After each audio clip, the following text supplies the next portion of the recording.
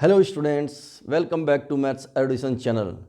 Today we are going for discussing the competition part of the limit for IIT JEE Mains Advanced Entrance Examination. So please come in attention, let's a positive start.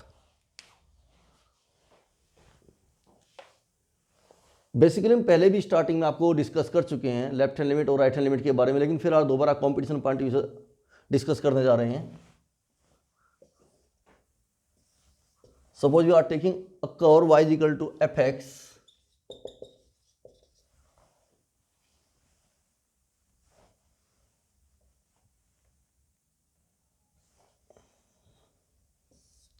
ये a है आपका. इसमें क्या किया basically हमने minor सा change किया इसके अंदर से. ये रहा आपका a प्लस एच और ये आपका a minus h. F of पे f of a plus h f of को a minus H.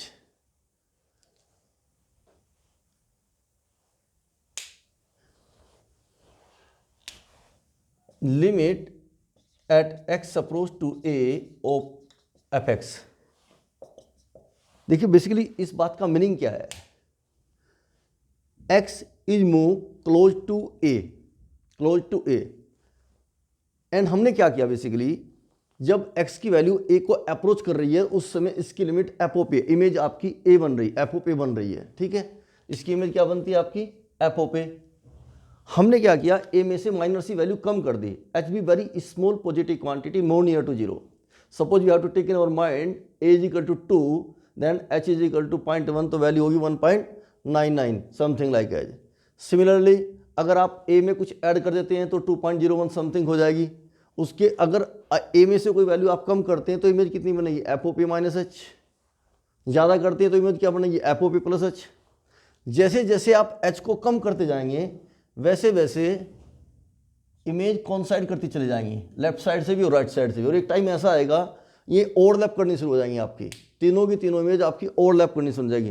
At that instant when value of f of p minus h is equal to value of f of p plus h, that is meaning of that limit be exist at x is equal to a of fx. ठीक है, तो इसको कहते हैं left hand limit और right hand limit. Left hand limit का मतलब क्या होता है बेसिकली, लेफ्ट हैंड लिमिट का मतलब है limit x approach to a minus of F x. Way of writing limit h approach to zero f of a minus h. Similarly right hand limit को हम कैसे रिप्रेजेंट करते हैं, limit x approach to a positive of F x is equal to limit h approach to zero f of a plus. जैसे way of writing, यहाँ पर कोई identity formula जो भी यूज करना उसको यूज करेंगे. तो प्रैक्टिकल मीनिंग क्या है कि बेसिकली जब आपका x close to a move करता है अप्रोच टू में, basically at x is not exactly at x is equal to a. It not be stand for a, just it traveling near to a. Okay, तो इसका मतलब ये हुआ when x approach to a, the limit of the function considering by left hand limit and right hand limit both. If the left hand limit is equal to right hand limit, that is limit b exists at x is equal to a. Okay, अब बात ये आती है basically, इसको थोड़ा सा mathematical समझने की कोशिश करते हैं. जैसे कोई आपने एग्जांपल लिया, limit x approach to x square minus 4 upon x minus 2. जैसे इसके इनसाइड हम x की वैल्यू 2 फिलअप करते हैं तो क्या बनता है आपका 2 स्क्वायर 4 माइनस 4 0.0/4 0. तो फॉर्म बन जाती है आपकी 0/0 फॉर्म. ये 0/0 की फॉर्म है. ये बेसिकली आपकी क्या है, इनडिटरमिनेट फॉर्म है. हमारा काम होता है इससे रिमूव करना. इसके अलावा भी कुछ इंडिटरमिनेट फॉर्म्स होती हैं. तो जो basically several types of indeterminate form क्या क्या होती हैं, जरा प्लीज आप उनको नोट कर लीजिएगा.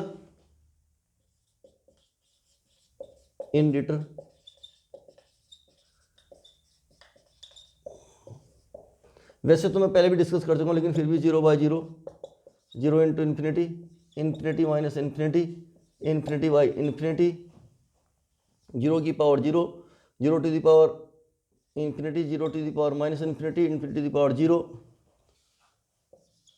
infinity, infinity power minus infinity, 1 to the power infinity, all are the indeterminate form. There is no meaning in the maths. We have to remove from these forms. This is our indeterminate form.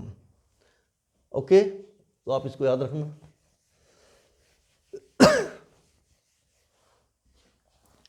वैसे तो Sai delta definition भी होती है इसकी, लेकिन उसकी कोई need नहीं है एडवांस के लिए, इसके अंदर कोई क्वेश्चन खास आते नहीं हैं. ठीक है, नो नीड ऑफ दिस. हमें करना होगा कुछ आइडेंटिटी की, हम ठीक आइडेंटिटी की हमें नीड होगी. जैसे limit x approach to 0 sine x by x is equal to 1 होता है, limit x approach to 10 x by x 1 होता है. बट दिस टाइम हम क्या करेंगे, basically step by step discuss करेंगे. जैसे जैसे स्टेप बाय स्टेप में आपके कंटेंट्स लेते चलूँगा, उसके अनुसार जिन फॉर्मूलों को मुझे डिस्कस करना होगा स्टेप बाय स्टेप्स, उनको डिस्कस करूँगा और साथ में उनके एग्जाम्पल्स को भी यूटिलाइज करते रहेंगे, यूज करते रहेंगे. ठीक है, तो आज हम थोड़ा सा शुरू कर रहे हैं. बेसिकली यहाँ पर पहले आप नोट करके ये पॉइंट लिख लीजिएगा. अगर कहीं पर ऐसे हो limit x approach to infinity a to the power x, तो इसमें क्या क्या पॉसिबिलिटीज हो सकती हैं. ए के ऊपर डिपेंड करता है infinity, if a greater than 1, और इसकी वैल्यू क्या होती है, if a less than 1 greater than 0, इसकी वैल्यू 0 होगी और 1 होगी. If a is equal to 1, और साथ में क्या होगा, does not exist if a less than 0. Less than 0 पर वैल्यू क्या होगी, डज नॉट एग्जिस्ट होगी. तो please write down this. Okay, important point से यूज करेंगे.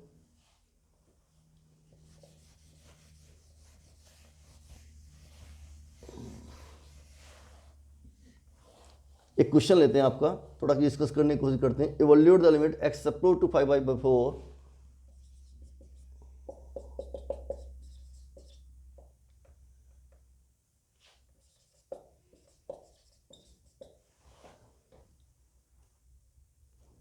Limit x approach to 5/4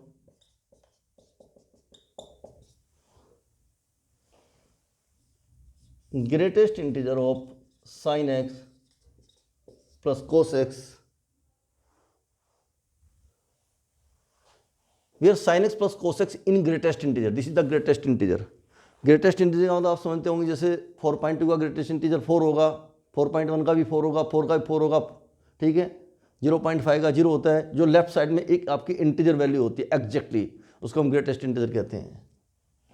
greatest integer क्या होता है, जनरली ग्रेटेस्ट इंटीजर की वैल्यू होती है less than equal to x और greater than x minus 1. You have to remember this, greatest integer. Okay, question को सोल्व करते हैं. Limit x approach to 5/4 sine x plus cos x in greatest integer. Greatest integer format में है. Basically जब आपका greatest integer का format आ जाता है किसी क्वेश्चन के अंदर, ठीक है, उसका यूटिलाइजेशन होता है या कहीं उसकी फॉर्म में कोई फंक्शन की डेफिनेशन गिवन होती है, तो हम करते क्या बेसिकली वहाँ पर लेफ्ट हैंड लिमिट और राइट हैंड लिमिट का कॉन्सेप्ट यूज करते हैं. लेफ्ट हैंड लिमिट और राइट हैंड लिमिट का कॉन्सेप्ट यूज करते हैं. हम क्या करते हैं, देखो आप ध्यान से देखिएगा क्वेश्चन के अंदर सॉल्यूशन. इसको अलग से लेते हैं. Let f x is equal to sine x plus cos x. इसमें क्या किया मैंने, √2 से मल्टीप्लाई किया sine x into 1/√2 plus cos x into 1/√2. Okay, क्या लिखेंगे, √2 क्या वैल्यू आएगी यहाँ पर, sine of x into cos π/4 cos x sine π/4, और इसको सिंप्लीफाई करने की बात आएगी √2 साइन ऑफ एक्स प्लस π/4. ये आपका एफ एक्स आया. ओके, हम क्या करेंगे, इसकी लिमिट अप्रोच करेंगे एट 5/4 पर. तो लेफ्ट हैंड लिमिट और राइट हैंड लिमिट का कॉन्सेप्ट यूज करेंगे. बेसिकली हमारी प्रॉब्लम यह है कि हम उसको यूज करना ही होगा, क्योंकि इसका फाइनल बाद में हमें ग्रेटेस्ट इंटीजर फाइंड आउट करना है. तो करेंगे कैसे,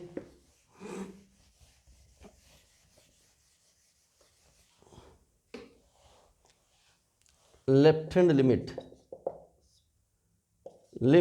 x approach to 5/4 negative of F x is equal to limit h approach to 0 f of 5/4 minus h is equal to limit h approach to 0 at the place of x plus 5x we have to put 5/4 minus h. तो क्या होगा, √2 sine of x के यहाँ क्या put करेंगे, 5/4 minus h plus 5/4, इसको simplify करेंगे, simplify करने के बाद में आपकी क्या वैल्यू आएगी, is equal to limit h approach to 0 √2 sine of 5π/4 plus π/4 6π/4 that will be 3π/2। 6π/4 क्या होगा आपका 3π/2 minus h, sine 3π/2 minus h क्या होगा आपके, बोलो, थर्ड क्वाड्रेंट के अंदर नेगेटिव साइन होगा, तो वैल्यू आएगी आपके पास में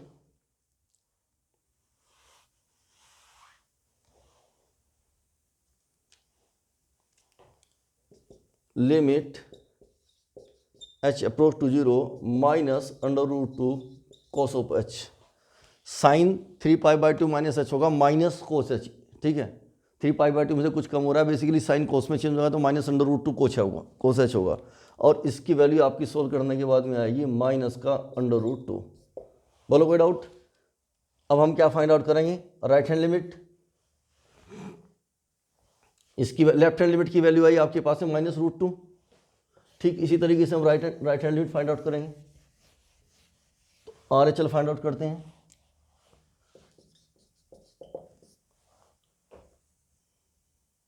limit x approach to 5π/4 plus of fx is equal to limit h approach to 0 f of 5π/4 minus h limit h approach to 0, और वैल्यू फिर फिलअप करेंगे आपकी इसी के अंदर, फंक्शन की डेफिनेशन थी √2 sine of 5π/4 minus h plus π/4, इसको सिंप्लीफाई करेंगे, वैल्यू आएगी आपकी limit h approach to 0 √2 sine of 3π/2,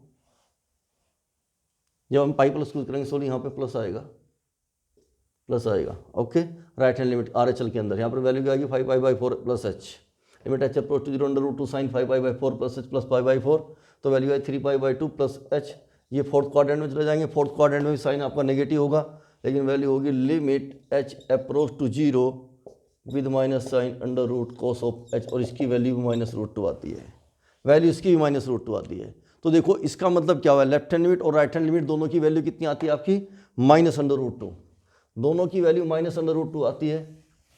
तो हम क्या पुट करेंगे, हमें तो ये निकालना है limit x approach to 5π/4 greatest integer of sine x plus cos x, और इसको हमने क्या लिखा था आपका, लिमिट आपको सोल्व किया था तो वैल्यू आई माइनस का √2 ग्रेटेस्ट इंटीजर -√2। अब देखिएगा -√2 की वैल्यू कितनी होती है 1.414 अप्रोक्सीमेशन, इस पर आप नेगेटिव साइन लगाएंगे, जब नेगेटिव साइन लगाएंगे तो वैल्यू कितनी होती है -√2 इज इक्वल टू माइनस का 1.414, और इसका ग्रेटेस्ट इंटीजर होगा आपका -2, तो आंसर क्या होगा आपका -2। यहाँ पर सोल्व करने के बाद में हम ग्रेटेस्ट इंटीजर का कॉन्सेप्ट यूज करेंगे। It clear? ये हमारा फाइनल आंसर होगा।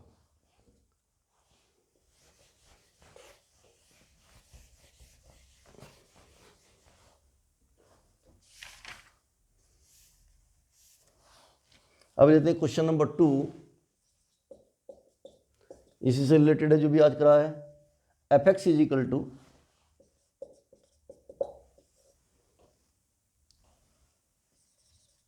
cos of greatest integer x if x greater than equal to 0, and second definition है modulus of x plus a if x less than 0, then find the value of a।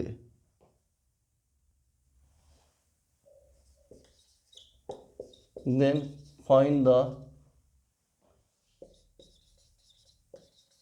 value a if so that limit at x approach to 0 of fx exist। देखो question में क्या given है, basically at x is equal to 0 पर function की limit exist कर रही है, हमको क्या फाइंड आउट करना है, ए फाइंड आउट करना। We have to given the limit of the apex at x is equal to 0 be exist, therefore we have to find the value of the a, this is our target. तो इसका मतलब क्या है, अगर basically function की limit x is equal to 0 पर exist कर रही है, left hand limit is equal to right hand limit already में गिवन है, और एग्जिस्ट भी करती हैं और दोनों इक्वल भी होंगे, इसका मीनिंग ये है। Solution at x is equal to 0, left hand limit क्या होगा आपको बोलो, limit x approach to 0 minus of F x is equal to limit h approach to 0, 0 minus h limit h approach to 0 cos of minus h। ये minus h आपका greatest integer में होगा। बोलो समझ में आई बात नहीं? ये वैल्यू कितनी होगी आपकी जब इसको आप पुट करेंगे left hand limit, sorry left में ये जाएगी डेफिनेशन, ये माइनस में definition, okay okay sorry, left में जाएगा माइनस एच मोड प्लस ए। ओके, तो यहाँ क्या करेंगे, माइनस एच का मोड क्या होगा प्लस एच, और ये वाली जीरो हो जाएगी तो क्या बनेगा आपका ए बनेगा लेफ्ट हैंड लिमिट में। अब लेते हैं R H L. Similarly R H L में क्या होगा, limit h approach to 0 f of 0 plus h, similarly limit h approach to 0, और इसमें क्या पुट करेंगे आप, इसकी वैल्यू होगी यहाँ पर क्या पुट करेंगे, कोस ऑफ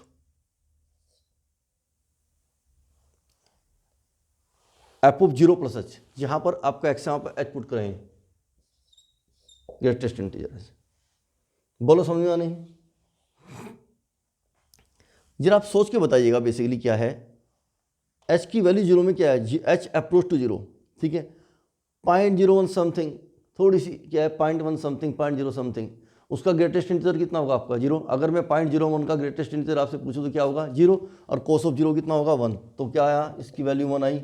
और left hand limit and given हमें क्या है, left hand limit is equal to right hand limit, and left hand limit is equal to right hand limit है, therefore is equal to 1 direct 1 होगा। बोलो समझ में आई बात नहीं? यहाँ पर एक ही वैल्यू आना जाएगी, सिंपल क्वेश्चन था, एक ही वैल्यू क्या आएगी 1 आएगी। नेक्स्ट क्वेश्चन, ये अभी इसी से रिलेटेड करा रहा हूँ बेसिकली 2-3 क्वेश्चन, ताकि आपकी कॉन्सेप्ट की क्लैरिटी हो जाए।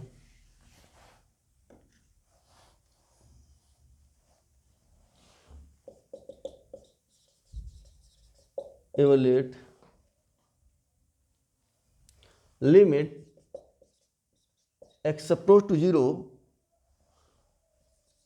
sin of greatest integer of cos of x 1 plus greatest integer of cos of x,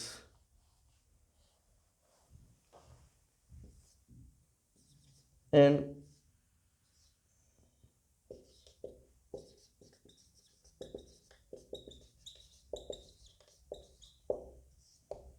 ये क्या आपका ग्रेटेस्ट इंटीजर है। बोलो समझ में आई बात नहीं?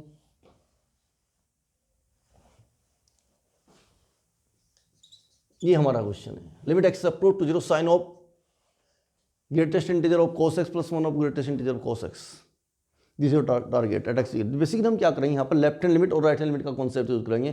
क्वेश्चन के अंदर ग्रेटेस्ट इंटीजर का कॉन्सेप्ट है, तो लेफ्ट हैंड लिमिट और राइट हैंड लिमिट का कॉन्सेप्ट यूज करना ही होगा, उसी से क्लैरिटी आएगी।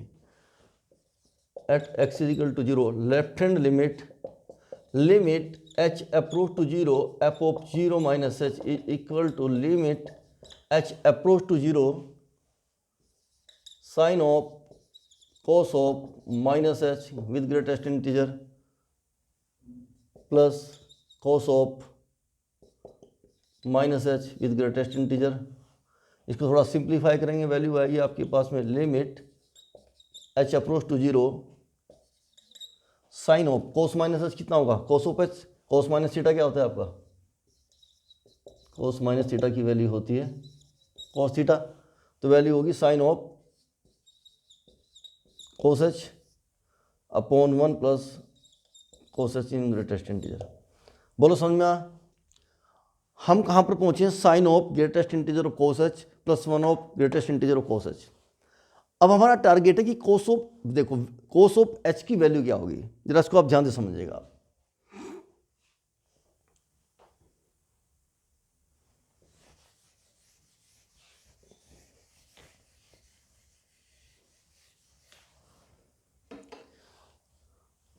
देखो when h approach to 0 the angle of cos approach to 0 not exactly to 0, since we have to know the value of cos 0 be 1, but if h be exactly to 0, at this time h is not exact form h is approach to zero, not exact to zero.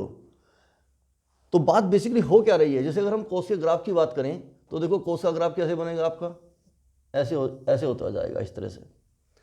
ये zero angle होगा आपका, ठीक है, ये pi upon 2 होगा, ये minus pi by 2 होगा।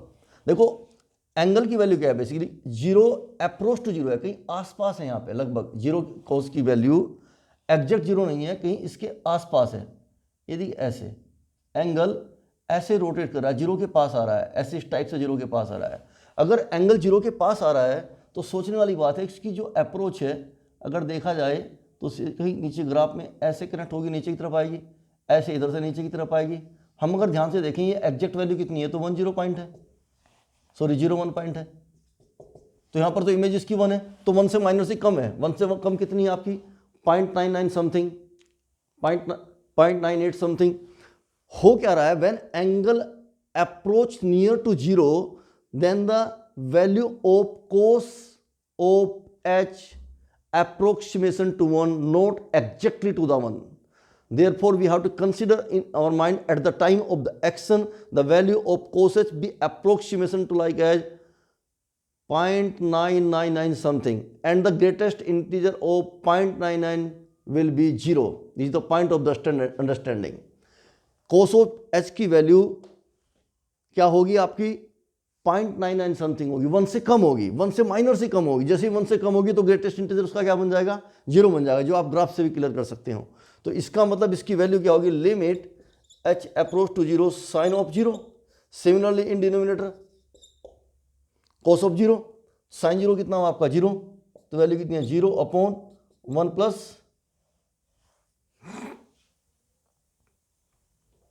Sorry इसकी वैल्यू कितनी है आपके पास में, तो पूरी 0 होगी ना, तो 1 प्लस 0 और वैल्यू हुई 0.1 इज इक्वल टू 0। बोलो समझ आई बात नहीं भाई, कोस एच की वैल्यू 0 हो जाएगी एग्जैक्टली। कोस एच की वैल्यू वैसे तो 1 होनी चाहिए, लेकिन एच अगर आपका एग्जैक्टली 0 होता तो तब कोस 0 की वैल्यू 1 होती। क्योंकि एच अप्रोच कर रहा है 0 को, तो कोस 0 की वैल्यू नियर टू 1 है, नॉट एग्जैक्ट टू 1। ठीक है, क्या है 1 से थोड़ा कम है, 1 से थोड़ा कम है, 1 से थोड़ा कम होने की वजह से उसका हम ग्रेटेस्ट इंटीजर लेंगे तो 0 में कन्वर्ट हो जाएगा। ओके, तो वैल्यू आएगी आपकी 0.1 प्लस 0, दैट विल बी 0। तो लेफ्ट हैंड लिमिट की वैल्यू आपकी आई 0। बोलो समझ आई बात नहीं, कोई डाउट। लेफ्ट हैंड लिमिट की वैल्यू कितनी है आपकी 0। आप इसको दोबारा यहाँ भी देख सकते हैं, अगर किसी बच्चों को दिखाई नहीं दे रहा है तो आंसर क्या आ जाएगा आपका 0/1 प्लस 0 इज इक्वल टू 0। बोलो समझा नहीं। अब चलते हैं राइट हैंड लिमिट की तरफ। तो बेसिकली राइट हैंड लिमिट में भी सेम ही कॉन्सेप्ट होगा आपका, जब आप RHL यूज करेंगे इसका, at x is equal to 0 limit h approach to 0 f of 0 plus h is equal to limit h approach to 0, value आएगी आपकी sine of cos of h upon 1 plus, और same situation पचास होगी यहाँ पर भी, यहाँ पे भी सेम कंडीशन से आई होगी। तो क्या बनेगा आपका 0, तो वैल्यू बनेगी आपकी sine 0 upon 1 plus 0 is equal to 0/1 plus 0 is equal to 0।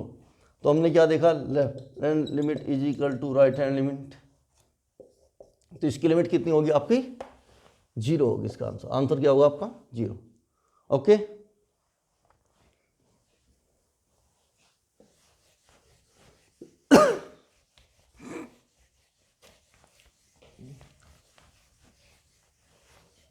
अब नए कंटेंट की तरफ चलते हैं इसके अंदर। ठीक है, यहाँ हेडिंग देते हैं अलजेब्रा ऑफ लिमिट्स।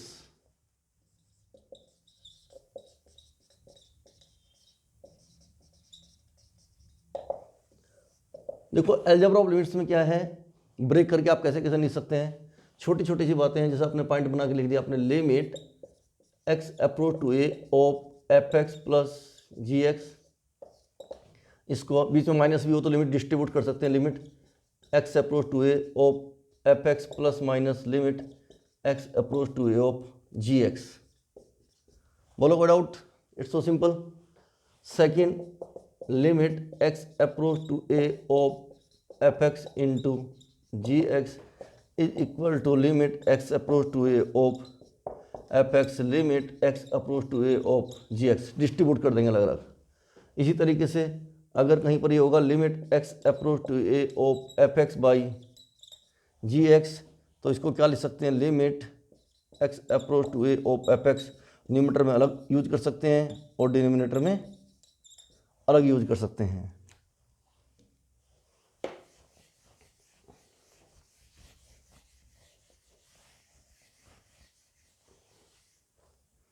कहीं पर गिवन हो आपको limit x approach to A of F x और इसका मोड गिवन हो आपको, तो इसका मतलब होगा limit x approach to A of F x, और इसको आप पूरे का मोड भी ले लें तब भी कोई बात नहीं, जो भी वैल्यू आएगी आएगी, ठीक है। इसको आप ऐसे लिख सकते हैं, कहीं पर हो limit x approach to a और यहाँ पर गिवन हो एफ एक्स की power g x like as, तो आप इसको लिख सकते हैं limit of x approach to A of F x, और इसकी होल फॉर्म में लिखेंगे limit x approach to A of ji x, ठीक है। ऐसे आप लिख सकते हो, इसको याद कर लेना चाहिए, छोटी छोटी बातें हैं। बाकी कहीं पर ऐसे लिखा हो जैसे हम कहीं पर कर देते हैं limit x approach to a फोग, तो इसको आप लिख सकते हैं एफ ऑफ जी एक्स, और यहाँ पर लगाएंगे लिमिट x अप्रोच टू ए, ऐसे लिख सकते हैं आप इसको, ठीक है। कहीं पे आपका लिमिट x ए हो f approach to a log of F x, तो इसको लॉग को आप थोड़ा सा आउट ऑफ साइड ले लेंगे limit x approach to A of F x, इसके लेकिन शर्त होनी चाहिए जो आपका एफ एक्स से ग्रेटर देन टू 1 होना चाहिए, पॉजिटिव होनी चाहिए वैल्यू इसकी, ठीक है, पॉजिटिव होना चाहिए आपका, तो ऐसा होगा।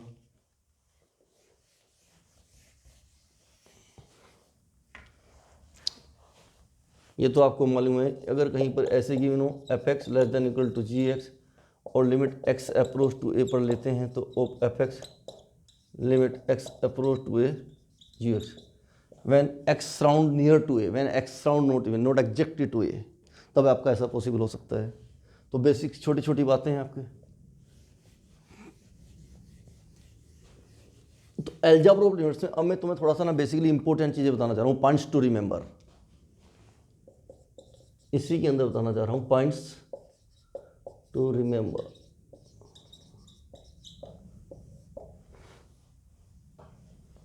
पहला पॉइंट है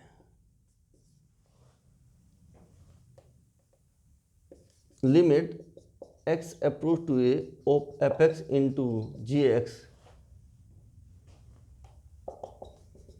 limit x approach to f x into limit x approach to ए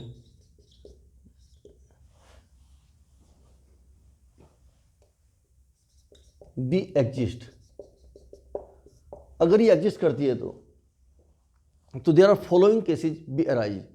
अगर limit x approach to A of F x into ji x is equal to limit x approach to f x into limit x approach to g x be exist, अगर ये exist करे तो क्या क्या cases arise कर सकते हैं आपके।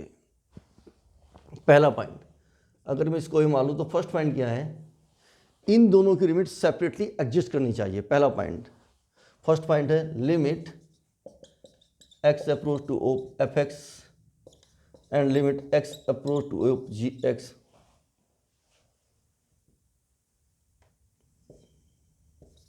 B exist. दूसरा पॉइंट क्या हो सकता है, ये वन ऑफ देम किसी एक की लिमिट एग्जिस्ट करे और दूसरे की लिमिट ना एग्जिस्ट करे, तब भी प्रोडक्ट एग्जिस्ट कर सकती है। आप कहोगे सर कैसे, मैंने एक एग्जांपल लिया आपका, let f x is equal to x and ji x is equal to 1 upon sine x. X approach to zero लेते हैं यहाँ पर, limit x approach to zero of x, अगर आप निकालेंगे तो देखो वैल्यू जीरो आएगी, and limit x approach to zero पर अगर मैं जी एक्स की वैल्यू निकालूंगा 1 अपॉन साइन एक्स की, तो नॉट डिफाइंड आएगा। 1 upon sine x when x approach to zero the limit of 1 upon sine x is equal to not defined, does not exist at this time. तो हो क्या रहा है, दोनों में से एक की लिमिट एग्जिस्ट करती है, दूसरे की लिमिट एग्जिस्ट नहीं, लेकिन जैसे मैं दोनों की प्रोडक्ट कर देता हूं तो you know very well x y sine x हो जाएगा, तो लिमिट क्या हो जाएगी, एक्स अप्रोच जीरो पर एक्स वाई साइन एक्स की 1 हो जाती है। तो आपको याद रखना होगा, अगर दोनों फंक्शन में से एक की लिमिट एग्जिस्ट करती है, दूसरे की लिमिट एग्जिस्ट नहीं करती है, जैसे हम दोनों की प्रोडक्ट करते हैं तो उनकी लिमिट एग्जिस्ट कर जाती है। बोलो समझ में आई बात नहीं। If you take the product of both f x into ji x, अगर आप ध्यान से देखें तो एफ एक्स इंटू जी एक्स की लिमिट क्या होगी आपकी, इसी केस के अंदर limit x approach to zero f x into ji x is equal to limit x approach to zero x into one upon sine x is equal to 1। तो हमने क्या देखा, वन ऑफ देम, एक function इनमें से ऐसा था जिसकी लिमिट एग्जिस्ट नहीं कर रही थी और एक लिमिट एग्जिस्ट कर, दोनों की प्रोडक्ट की तो लिमिट एग्जिस्ट कर गई। और ऐसा भी हो सकता है, तीसरा केस क्या होगा कि जिसके अंदर आपकी दोनों की लिमिट एग्जिस्ट ही नहीं करेगी, जैसे ही प्रोडक्ट करेंगे तो लिमिट एग्जिस्ट करेगी। मैं एक एग्जांपल देता हूं आपको, लेट एफ एक्स, मैंने किया क्या 1, if x less than equal to 0 और इसकी वैल्यू 3 ली इफ एक्स ग्रेटर देन 0। दूसरा फंक्शन मैंने क्या लिया, जी एक्स, इसकी वैल्यू लिमिट 3 ली if x less than equal to 0 1 if x greater than 0। आप ध्यान से देखें, अगर मैं दोनों की limit at x is equal to 0 पर डिस्कस करूं, at x is equal to 0 पर, at x is equal to 0 पर अगर मैं एफ एक्स की लिमिट देखूं और at x is equal to 0 पर जी एक्स की लिमिट देखूं, तो दोनों की लिमिट डज नॉट एग्जिस्ट है, डज नॉट एग्जिस्ट। आप देखो left hand limit right hand limit के इक्वल है ही नहीं। तो limit of F x and ji X at x is equal to 0 separately does not exist, ठीक है। लेकिन अगर हम दोनों की मल्टीप्लाई करके देखें तो क्या कंडीशन अराइज होती है, जरा इन दोनों की मल्टीप्लाई करो आप, तो देखो मल्टीप्लाई करने में क्या होगा, अगर मैं इनकी दोनों की मल्टीप्लाई करता हूं,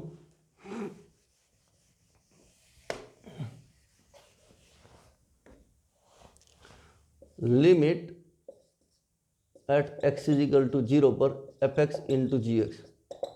चलो आप पहले एफ एक्स इंटू जी एक्स ही ले लो। आप एफ एक्स इंटू जी एक्स क्या होगा आपका, अगर देखो यहाँ इस केस में X less than equal to 0 पर क्या है 1, X less than equal to 0 तो 1 इंटू 3 3, तो क्या बन गया यहाँ पे 1 into 3 is equal to 3 if